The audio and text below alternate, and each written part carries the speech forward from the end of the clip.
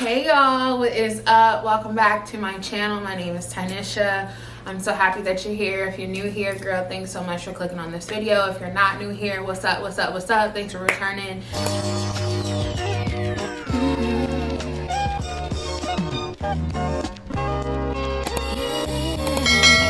Rock with me now. Today's video, we're gonna get into some therapy discussions. I am not a therapist.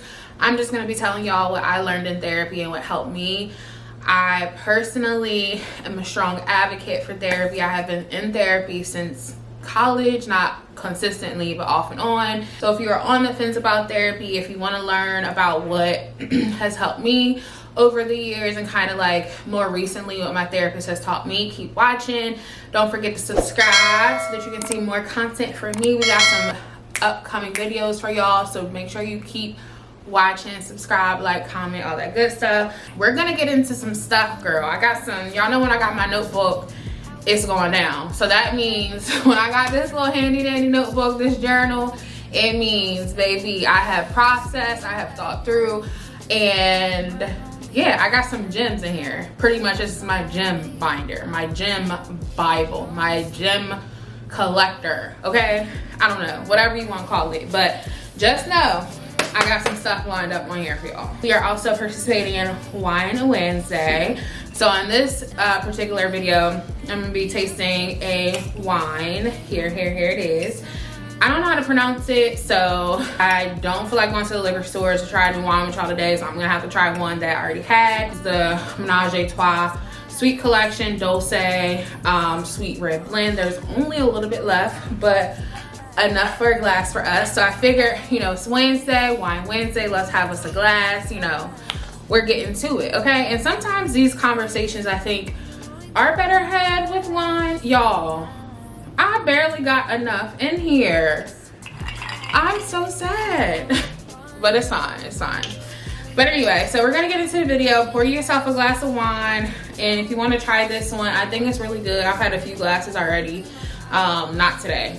I ain't like that, but I've had a few glasses already. I pretty much drank the whole bottle, pretty much. But so I got my wine. Pour yours up, girl. So let me tell y'all a little bit more about me. So when I first started therapy, I went in college, right? So I had never had a therapist before that. I actually started therapy back in college around, I want to say 2012, 2013. And at that time, I was having a really hard time. I think I was going through a breakup of some sort, and I was just like very depressed and just having a moment. And I had a therapist then, and I don't remember really what I learned then. I just know it really helped me just to be able to have somebody to talk to. And to me, I feel like that is like the biggest benefit of therapy, is that you never necessarily have to go into a session knowing what you're going to talk about, but literally dumping your brain on your therapist who gets paid to listen to you is so effective. I think it's so helpful, because I think we will experience, you know, talking to our family, talking to our friends and stuff, but they cannot necessarily give us a objective view. Sometimes they give us a skewed view or perspective because they know about us and the situation, whatever. And it's really good just to have an outside resource to be able to talk to, vent to, let them know how you feel, whatever. Obviously people have issues with like opening up and being vulnerable in therapy, and I personally don't have that issue because I'm pretty open once I feel like I can be, once I trust you, type of thing.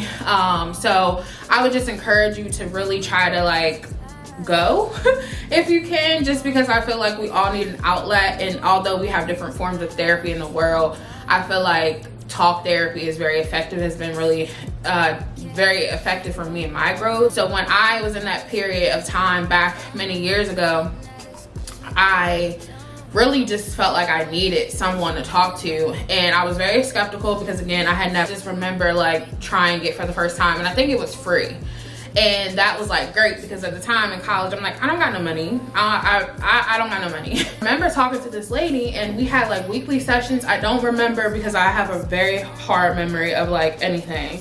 Yeah, I just remember like feeling so free leaving there. And although I don't remember exactly what I learned in therapy at that time, I do recall the benefit, the relief, being able to talk to somebody who knew nothing about me outside of therapy. Like, that was just really good. And I feel like it helped me get through a lot. Like, I was still making like crazy decisions at that time, but I was still like using what I learned in therapy at that time to like help me go throughout my day. So that was like many years ago. Now let's fast forward to, I want to say 2021. Yeah, 2021. So fast forward in 2021, I actually it was after the pandemic. I think it was like December 2021. No, I'm lying. It was 2020, December 2020. And at this time, I was like, I need a therapist. This time I was like more selective. I didn't have to have it to be free. And I went to look for a Black therapist. And at this time, like, I had been over the situation that I was telling y'all about, going through life was good. I was having hardships with like work and stuff, but everything was like, but I was just like, I need a therapist. At that time, I felt like my anxiety was born. Like, I feel like I've always had anxiety, but I feel like this time, when I really start to recognize that, like, I need someone to talk to, okay? And why does this keep doing this? I'm not about to keep doing this. I went and found one. I went on like Psychology Today or something like that, and I came across my therapist that I currently still see today. Now, at that time, I think with the pandemic, I had started to go in, I believe. I don't know. I might be wrong with the dates, but the point is the point. It doesn't matter. But I had started to physically go in to see her, and I was going on a weekly basis. I was prioritizing. I had it like every Saturday religiously. And then of course, like, we moved towards more of a virtual setting. And that was perfect. But I really feel like going into like the office was like a thing that I wish I could kind of go back in time with, because I tried to make it a whole experience. I tried to like wake up, take a shower, go get coffee first, and then go to my appointment. It didn't work out that way every time, but I really wanted to make it a thing. My self-care moments and just really taking time out to take care of myself. So I actually like look forward to it. It took me a little bit of time to get to know her and really to like feel comfortable with talking to her about some stuff. And of course, I mentioned that she was a Black therapist, and I think that helped. At first, I had a white therapist, and I didn't really realize at the time, oh, it's important to have representation even in therapy, but it really is. And I felt like, you know, it helped with some of our harder conversations. Like, I feel like she could resonate with those and still be relatable without giving me still a skewed subjective view. And I think that was really something that helped our relationship. So fast forwarding to today, we're in 2023. Of course, we're in July, and I still see her, but now I've progressed to like monthly basis, every 3 weeks, whatever. And when I meet with her now, it's still virtual. I wish we could go back and go to the office, but yeah, as I continue to break down different traumas and barriers and things like that, I feel like as I continue to progress, I might have to like elevate a little bit. And I think that the therapist that I have now, I've had her for many, many years. And I think she helped me get through a lot of things. But I think, you know, now that I've done like the kind of initial therapy, I guess, to speak to it, I kind of feel like it's time for me to move on. I don't know that for sure. I don't know if that is recommended or not or what, but I almost feel like, you know, we've reached the height of what we can together.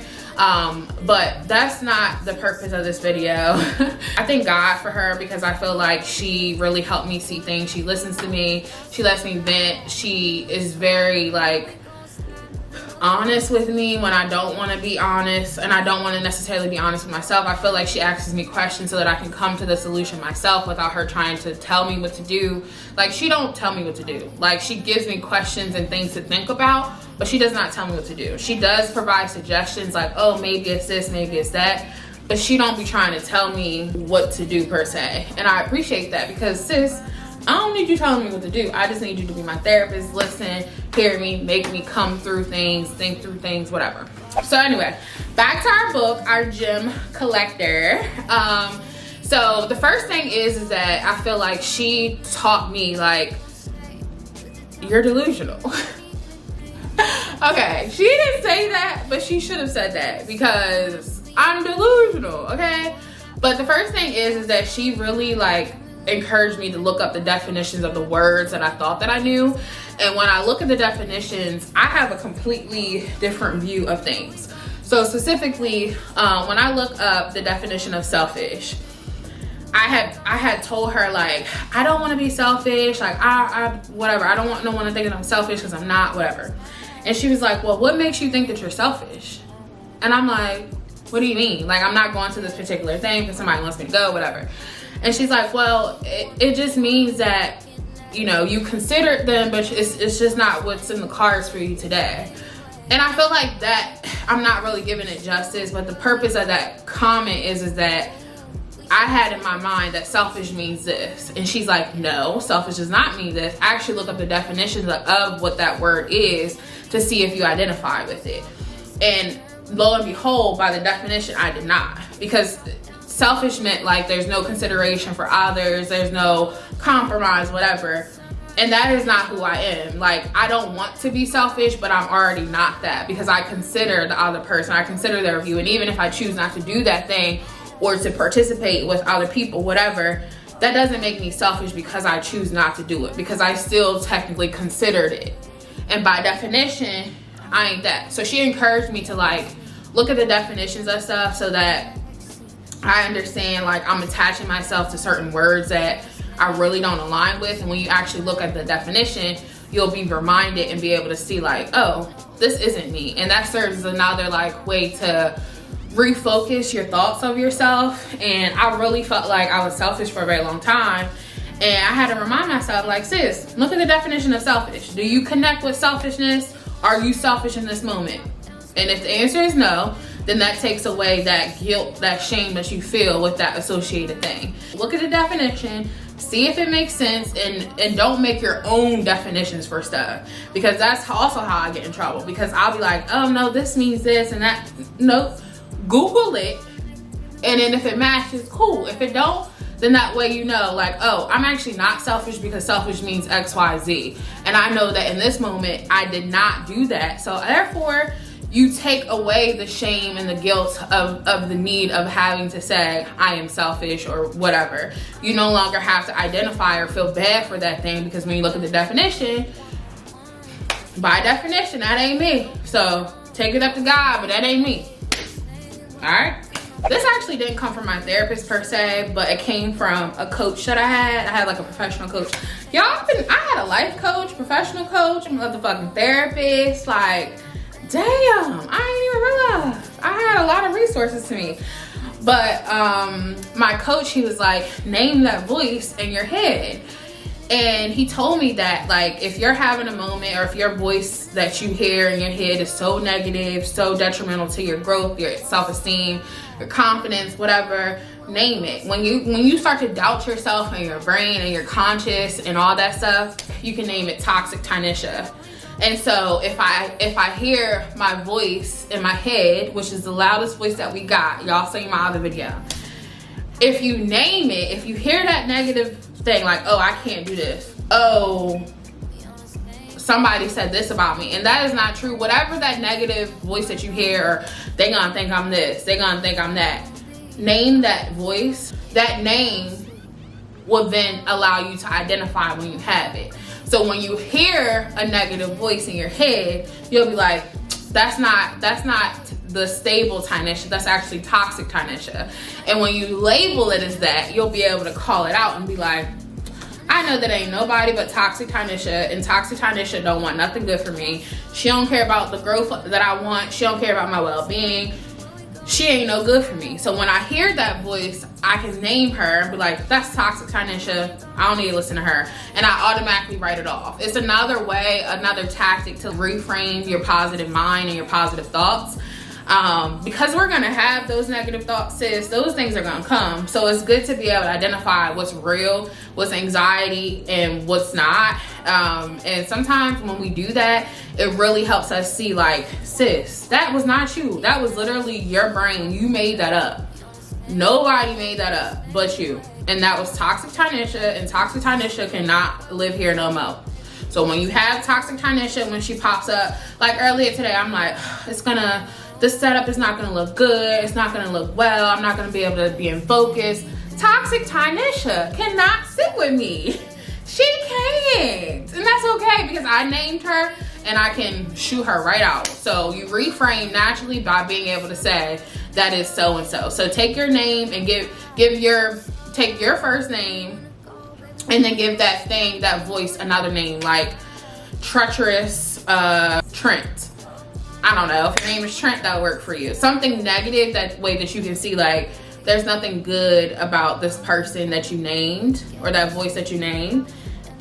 And when you do that, I feel like it makes it easier. Like, oh, that's just toxic Tanisha. She don't got no business being here. She don't know good for nothing. If she don't.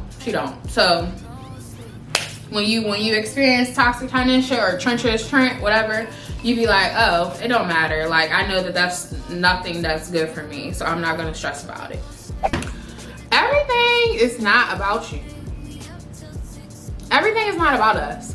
So we can't keep making stuff about us. You know, we tend to think like how someone else treats us is about us and how they feel about us. But no, babe, it has nothing to do with us. It has everything to do with them and not us. So if you experience a negative attitude, bad energy, bad vibes, and you know that you had nothing to do with that, you chuck that up as that has nothing to do with me. It's nothing that I can do to change that person's behavior. And quite honestly, everything isn't about me. So I'm not gonna take on the burden of trying to understand who it's about. Because I know that, one, everything isn't about me, meaning that the world is not revolved around me. And I don't mean that like I don't matter, but what I'm saying is when people have their own issues and then they come across you in some sort of way and you start to think like, damn, did I do this? No. Everything isn't about me and everything isn't in my control. So when I learned that everything isn't about me, if someone treats me out of pocket, out of character, whatever, I have to chuck that up as it's not about me. Meaning that I know that I didn't do anything to warrant that behavior, and it has everything to do with that person, how they feel about themselves, what they're going through, whatever. Even if they project it onto me, I have to be able to discern and say, everything ain't about me. It's bigger than me. It's literally not about me. And when I started to learn that for myself, it made me go through life easier. And I feel like it took away the burden, the stress, the uncomfortableness that I had when I used to think everything was about me. Like, oh, this person did this because of me. This person, like, sis, first of all, everything isn't about you. Everybody's fucked up life don't got shit to do with you. And the way that they carry you, the way, like, even if they mistreat you, mishandle you, it has nothing to do with you at all. At all. And that has been very helpful, very effective for me, particularly because I am a people pleaser and I want people around me, you know, strangers or otherwise, to really, you know, see me. But I have done very well with that. And as much as I still care about, you know, selective people and what they think and stuff, I still know that they're human and they have their own struggles and stuff like that. So when they have their moments where they may be out of pocket, out of line, I take less to worry about what I can do to fix it, because I remember that everything isn't about me and that likely what they're going through, what they're taking out on me, has literally nothing to do with me. And that reassures me to know, like, this is something that you should entertain versus this is something that you shouldn't.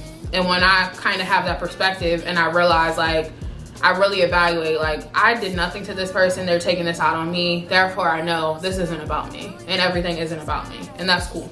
Taking care of me versus not taking care of me. This was kind of like a big moment for me, a bigger breakthrough. As I mentioned at the first point, I mentioned that, you know, when I look up the definitions of stuff, it helps me see, like, do I identify with this thing? And when I ask myself those two questions, it allows me to see, okay, do I want to do that thing? Is that thing going to take care of me, or is it not? And if it's not, then that means I shouldn't do that thing. So if someone else wants me to do something for them, on behalf of them, with them, whatever, I have to ask myself, is this taking care of me, or is it not? And if it is, then I'm gonna do it, because it's like, oh, this is a good treat for me, I'm looking forward to going, or I really wanna wash dishes because that's gonna take care of my mental health. If it's not gonna help me or not gonna take care of me, I don't wanna do it. So if I ask myself, if someone say, oh, I'm having a barbecue today, it's 4th of July, I would love for you to come through. When I get the invitation, what I'm gonna do is I'm gonna evaluate. Is this gonna take care of me, or is this not gonna take care of me? And I make it very simple, because in my mind, I feel bad, I feel guilty when I can't come through for people or for certain things. And mind you, a lot of people don't ask me to do stuff. So when they do ask me, I feel bad if I can't come. So I try to like make myself feel a little bit better by doing this tactic. And that's because I really have to prioritize taking care of myself, because I feel like this is the season that I'm in, and I don't want to be in no other season besides taking care of me. And now that I'm in this season, I feel like I can't stop, okay?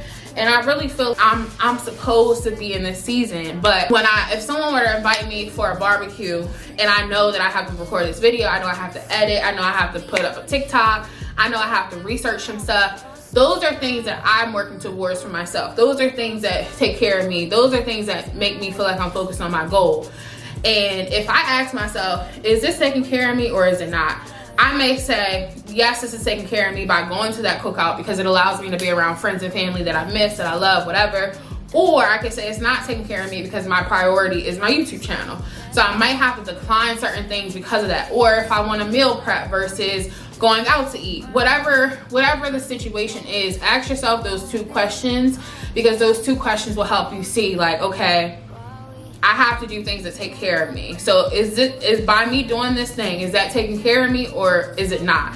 If it is taking care of me, I'm gonna do it. If it's not taking care of me, I'm not gonna do it. And it's simple. It takes away the overthinking, it takes away the guilt, the shame, whatever. Focus on taking care of yourself, and know that you will make certain allowances for certain things, certain exceptions, certain special occasions. But if it's not taking care of you, sis, you know what decision you need to make, and you might have to miss out on some things just to take care of you, and that is 100% okay. This next one is a more recent lesson, and the funny thing is about this is that I actually was talking about this to y'all on another video, on my Becoming Her video, when I was doing my Chit Chat Get Ready With Me. And I was saying to y'all that pretty much, like, I have been thinking things about myself, but yet I thought it was other people telling me that. And when I realized that that's how I felt about myself, I realized that was projection. So on my more recent therapy session, my therapist was like, who said that about you? When I brought her some issue or whatever, and I told her what my thoughts were, and she was like, did they say that to you? And I was like, no. And she was like, I don't think that has anything to do with them and more to do with you. And I was like, what? And she was like, I think you're projecting how you feel about yourself onto them. And I said, what? Mind you, I already said this to myself, so when she said it, I don't know why I took it as if it was like so new to me. But I think because I had a therapist identify that that's what I was doing, that was just like, wow, okay. So I was like, And it kind of put things in perspective that a lot of times we think other people, and I feel like a lot of these things have to do with other people, but I feel like I've spent a lot of time worrying about other people. So it makes sense that these breakthroughs, these comments, these things that I've learned are in reference to other people. But anyway, it just reassured me that there's so much power in projection that when you really sit down and you think about it, we can toss it on to somebody else. We can give them the sticker and say, so-and-so said this about me. But sis, that is the voice in your head. That voice in your head, when you be so honest with yourself and really ask yourself, who said that? And you be like, oh, did they actually say that, or did I make that up? And when you realize, sis, when you overthink and you make shit up in your head, that is your voice. That is not what nobody else said to you. If you cannot pinpoint if someone verbally said that to you, that is your voice. Whatever insecurity, whatever thought that is that you think other people are thinking, that is all you. Have to be very, very careful to not project that thought as if someone else said that, and know that really you said that shit to yourself, and you really need to understand that you are projecting that onto other people. And how you discover that, I would say, is ask yourself, who said that to me? And if you cannot pinpoint a person who said that to you, but you have this thought that they think that they think that about you, that's how you know. That's an insecurity of yours that's speaking so loud in your head or your ear that you can't discern it. But when you ask yourself that question, you'll be able to identify, like, okay, that was me, not nobody else. That was my insecurity speaking so loud about me. So be careful of the power of projection, because when you identify, you can be able to kind of calm yourself down and reroute it, but otherwise you'll be thinking that it's somebody else saying it, and really it's just you. Did you know that your childhood is so important? Your childhood shapes who you are today as an adult. Your childhood shapes, you know, the traumas that you experience, the way that you handle adult situations. And when I learned that, I don't even know if that was in therapy per se, but when I tell y'all, when I learned that, that opened up so many doors for me in my brain, because it made me realize that when I have a kid, I know that no parent is perfect, but when I have a kid, I want to be so aware of certain things so that I can make sure that I do my best to have open conversations, to recognize, like, when it's okay to, you know, apologize, or, you know, if ask them how they're doing, ask them, like, what can I do better? Did I listen to them? Like, make sure I give them attention, love, tell them that I love them, show them affection, give them a hug, give them a kiss.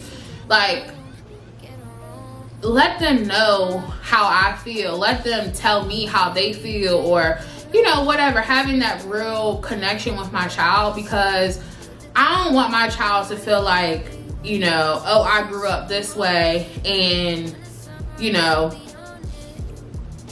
I didn't really see this in my child. Like, my parents didn't do this for me, or, like, I never felt like I could be heard, or whatever it is. I just want to be so connected to my child. And I know that there's no guarantee, there's no shade to any parents out there, because I also recognize that having a child and talking about having one are very different. And when you're actually a parent, like, it's hard. Like, it's hard me taking care of myself, so let alone me having to take care of myself and then raise another person and take care of them too. Like, you're gonna make mistakes, and I don't doubt that. I'm just saying, like, I recognize that in therapy and otherwise, that the childhood that you have, the upbringing that you have, literally shapes what kind of adult and person you will be. The morals, the standards, the beliefs, all those things really make you you. And I want to make sure that I raise somebody that is like me, and raise someone who has a good heart like me, raise someone to, you know, take care of others, but also have boundaries. You know, just certain things that I really want to instill in my child to make them feel loved and cared for, and not have so many traumas and things like that. And honestly, I feel like traumas, experience, life, whatever, they really make you you. So I feel like God has a plan for how your life will be, regardless of what you see for it or what you want for it. And certain things that you go through, you grow through. So it's not necessarily all bad things, you know, when you're growing up and things like that. But I'm just saying that it's really important to pay attention to how you raise your kids, what you pour into your kids, because those things will shape what kind of person they will be, what things that they have to deal with later that they may not have time or a mature brain right now to know that they have to deal with them. But trust and behold, things that we go through today or as a kid will definitely resurface as an adult, some form of shape and fashion. And I think those things are really beneficial for you to go to therapy to talk through. It's okay to not have everything figured out. I have told y'all, like, I'm so focused, I want to do this, I want this, I have these goals, like, but she reminded me, like, you're not gonna figure it out today. You might not figure it out this year. You might not figure it out tomorrow, or you may, whatever. But everything don't need to be figured out right away. And that was like, wow. She's like, everything's gonna happen how it's supposed to. And me, I'm so calculated that I wanna know what day it's gonna happen, what time it's gonna happen, how will I get there to make sure it does happen. And some things you can be so calculated with. Certain things you can be by the book and, you know, follow these 8 steps that'll get me to step 9, whatever. Certain things like that will work. But other life things, like things that you need, realizations, you know, growth, different things like that does not happen when you want them to. It happens exactly when it's supposed to. And just because you discovered what is your tick today or what's the trigger for you today, it may take you several years to actually think through and process it to how to heal from it. So although you may have an idea of a solution or how you even got the problem to begin with or what the concern is, but that don't mean that it's realistic to think that you're gonna solve it today, tomorrow. Like, you might just can't solve it right away. You might just gotta stop trying so hard to figure it out and just kind of let time pass and see exactly how you feel about it after you take a break from it, or give yourself time to think about it. Like, don't put so much pressure or thoughts on trying to figure it out today that you know, you live your life, you come back to it when you come back to it, think a little bit on it, process it, okay, move on, and then come back and gradually kind of think through it and process it to come to the end goal. But just know that you don't have to figure it all out every single time. And especially when I go to therapy, I'll be thinking like, okay, what this 1 hour session gonna do for me? But it really builds up over time, and it really allows for you to see like, okay, I may not have it all figured out today, but this is a part of me figuring it out.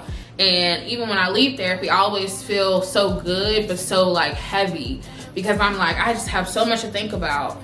And she's like, well, don't think about it. Just relax. You know that these are things that you want to think through. You know that these are things that you want to work on, but give yourself time to do it. Just take today as an accomplishment that you identified it. Okay, give it a rest.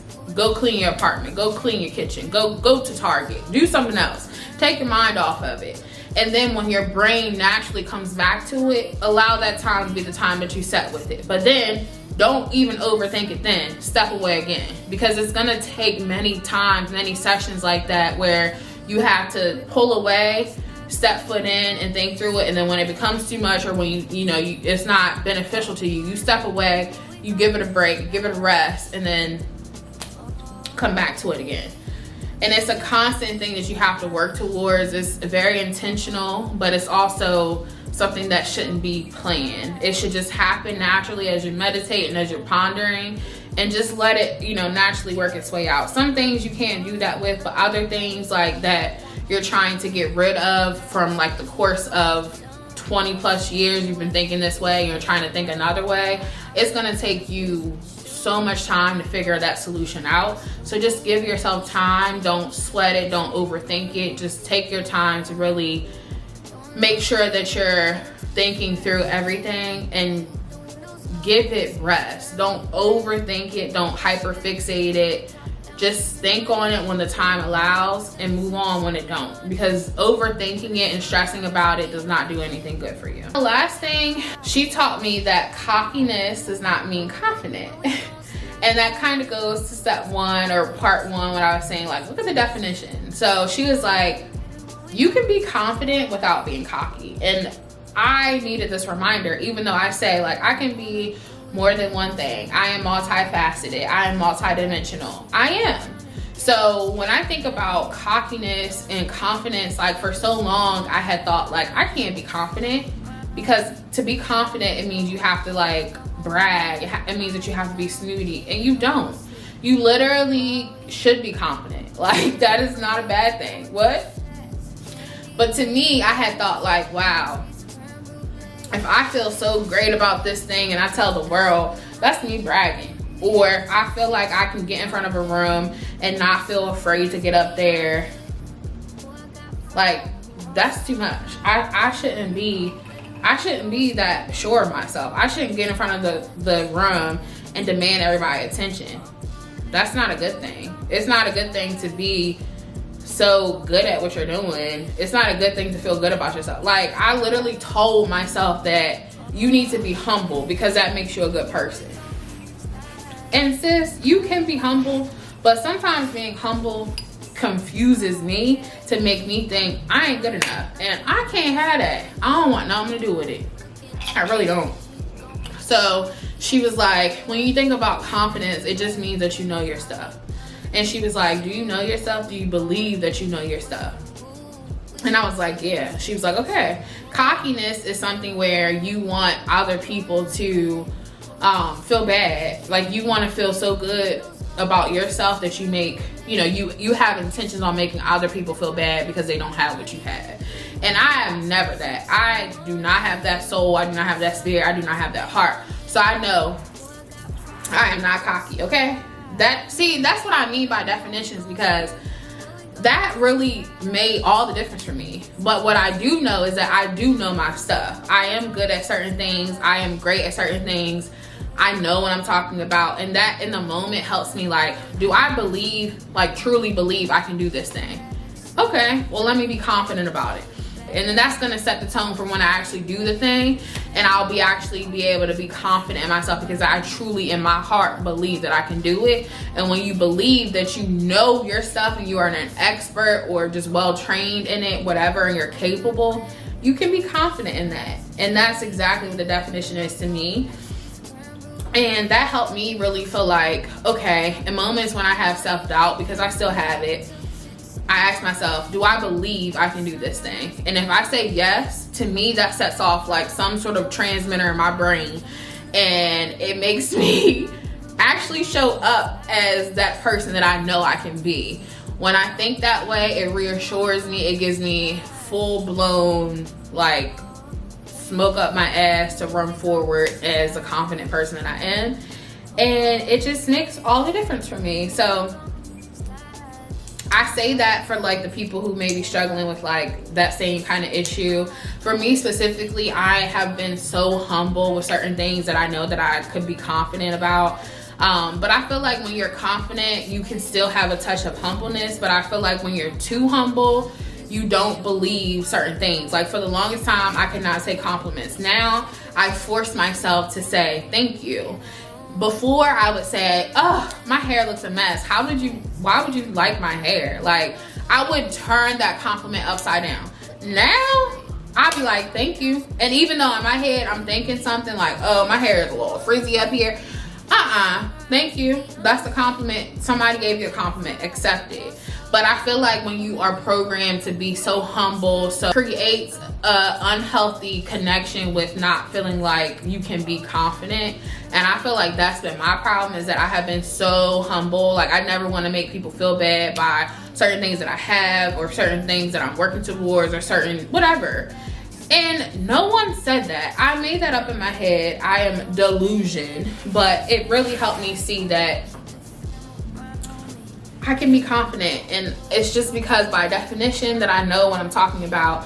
And that is not a negative thing. So I feel like that has been really, really helpful for me to continue to learn who I am and continue to be who I want to be, and to continue to like sit on certain platforms like this and be able to share with y'all, because I know my stuff and that makes me feel really good. So those are all the things that I wanted to share with y'all today. I hope that this video was very just helpful for y'all, even if it was just like a lot to unpack.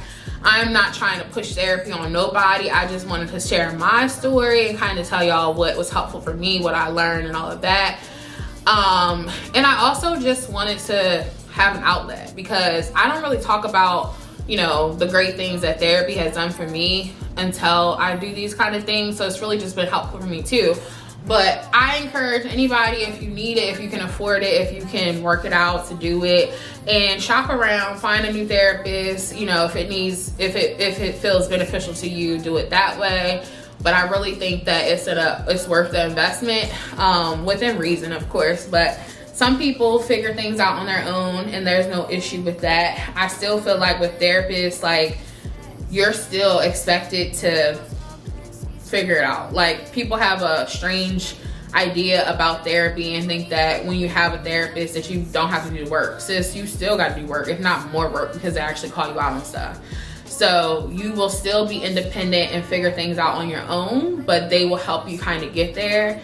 And for that, I feel like that is a true value that you should have, because you shouldn't have to go through things all by yourself. And sometimes our family and our friends want to be there for us in certain ways, and they certainly are, but sometimes we need to take it away and take a step back and really connect with somebody who may not be in the day-to-day or the heart of, you know, your life. So those are just my 2 cents. I hope that y'all enjoyed this video. Don't forget to like, comment, and subscribe, sis. Let me know down below what kind of wine you trying for our next Wine Wednesday, girl. And if you tried this wine, I almost dropped the bottle. If you tried this wine before, let me know. I really liked it. I actually want more, but will I get it? I don't know. But yeah, so maybe next week I can try a different wine with y'all. And that's it. I'm gonna go on out of here. I ain't gonna hold y'all no more longer. And have a good day, sis.